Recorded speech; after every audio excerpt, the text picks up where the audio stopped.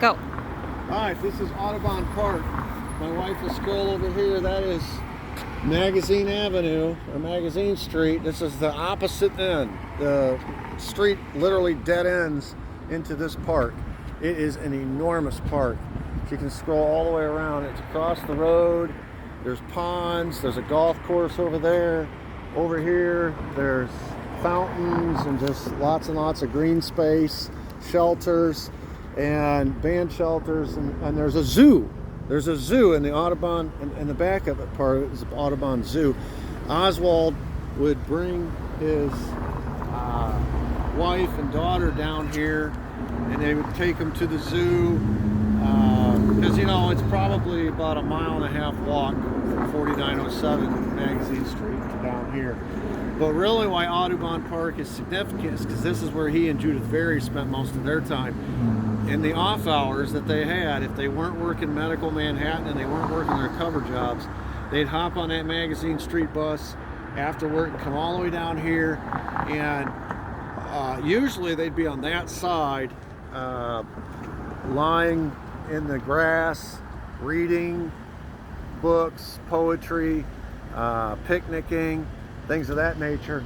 Back here is a hill called Monkey Hill. It's the tallest place in New Orleans, which isn't saying a whole lot. You all know New Orleans is basically below sea level.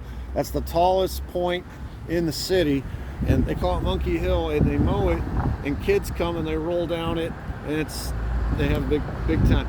Well, Oswald and Judith Very, according to Judith Very in her book, Mia and Lee, rolled down that hill with the kids often just to play along and have a good time.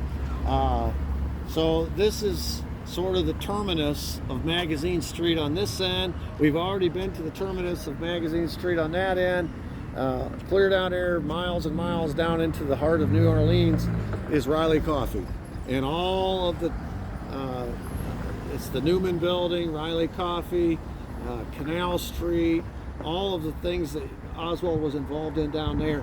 If they came down here, it was their time. It was their time to be together and hang out here at Audubon Park. By the way, this is pretty close. We're about ready to walk over here, right down this street. You can see it's a one-way street. You got to walk down it. Right down that street is Exposition Boulevard, and that's where Dr. Ochsner lived. And that is right around the corner from the infectious disease lab where Dr. Mary Sherman used the linear particle accelerator to zap or roast the cancer soup. We're going to go to both of those locations here, and they're all within walking distance. So like, I cannot stress this enough. The medical Manhattan was all on this end of town.